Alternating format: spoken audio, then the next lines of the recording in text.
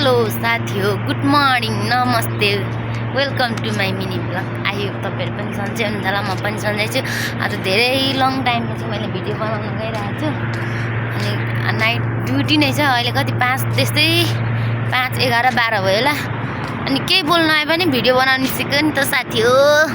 मन लाग्छ निन्द्रा भनेको नाइट ड्युटी गर्ने बानी भएपछि निन्द्रै लाग्दैन साथी हो। अनि यता एकछिन बाहिर निस्केको काम छैन अनि आज पेसेन्ट पनि थोरै छ, त्यही भएर यता म घुम्न निस्किँदैछु। अनि यसो हावा बाहिर तातो तातो छ अनि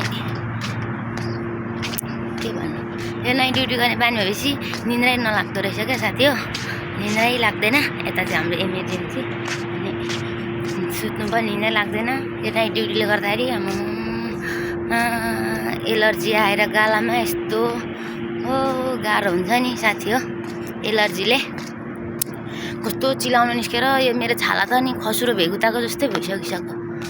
अनि सिस्टरहरूले पनि हेर्नुहुँदैछ, इमर्जेन्सी सिस्टरले। त्यहाँदेखि चाहिँ यसो एक राउन्ड हान्छु अनि त्यहाँबाट म माथि जान्छु र मेरो काम सुरु हुन्छ। अनि माथि गएर मेरो काम आज त पेसेन्ट पनि थोरै छ, 4वटा मात्रै छ, धेरै छैन। त्यही भएर भिडियो बनाउनु झरेको। कस्तो के साथीहरू नाइट ड्युटी गर्ने बानी भइसकेपछि निन्द्रा लाग्दैन क्या। राति त अब सुत्ने टाइम त 1-2 घन्टा त हुन्छ कि 1 घन्टा त्यस्तै कहिले काहीँ हुन्छ, तर निन्द्रै लाग्दैन हौ साथी हो।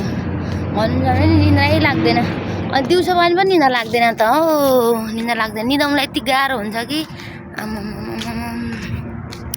निदाउनु लास्टै गाह्रो हुन्छ साथी हो। के गर्नु, नाइट ड्युटी सक्नु पनि आज 2 तारिक 3, 4, 2 दिन छ। अब 5 तारिकदेखि त अफ हुन्छ नाइट ड्युटी। त्यहाँदेखि फेरि 5, 6, 7, 8, 9 तारिकदेखि म फेरि डेको ड्युटी आउँछु साथी हो। घामको चाहिँ लास्टै तापक्रम बढी यस्तो गर्मी हुन्छ कि हामी त हिँडेर क्याम्प पनि जानुपर्छ। 10 मिनट त्यस्तै लाग्छ होला। त्यो धेरै राप भएर तातो भएर अनि यस्तो यो पेनहरू त नि हिँड्दाखेरि त कस्तो त्यो तातो राप भएर पक्रिन्छ क्या, कस्तो च्याप पक्रिन्छ पेनहरूले त नि। चप्पलहरू लगाएर आयो भने चप्पलमा पनि पछि त्यो राप छ्याप्पै आउँछ क्या। कति चाहिँ गर्मी हुँदो रहेछ, कति चाहिँ पोल्दो रहेछस् पोल। अब 12 महिना छ म घर गएपछि त्यहाँदेखि कसलाई पोल्दो रहेछस् तैँले त घामले। म घर गइहाल्छु अब 12 महिनापछि त, त्यहाँबाट कसलाई चाहिँ पोल्दो रहेछस् तैँले पोल। अनि त्यहाँदेखि म घर गइहाल्छु। म नेपाल गएपछि त मलाई मेरो नेपालको हावाको घामले मलाई पोल्दैन। यति भन्दै म चाहिँ कता के बोल्नु, केही बोल्ने कुरा आउँदैन। आज म हस्पिटल पनि एक फन्का हानिसक्नु लागिसकेँ। अनि म अब माथि जान्छु, माथि गएर मेरो काम सुरु गर्छु साथी हो। अनि यति भन्दै साथी आज चाहिँ म नाइट ड्युटीबाट आएर रुम सफा गर्दैछु। आज मेरो पाली थियो, यता बाहिरी प्यासेसहरू सफा गरिसक्छु। त्यस पछाडि म किचनतिर लाग्छु साथी हो।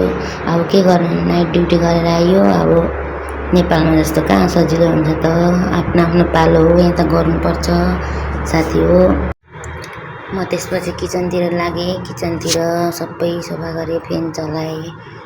अनि मलाई कस्तो गर्मी लाग्यो। त्यस पछाडि कपाल मैले मिलाएर बाँधेँ, त्यहाँबाट ग्यासहरू मैले मस्काएँ, यसरी नै सफा गरेँ। के गर्नु साथी, पालो आएपछि गरिहाल्नुपर्छ, कोहीले गर्दैन, नगर्दा पनि भएकै छ कोहीहरूले।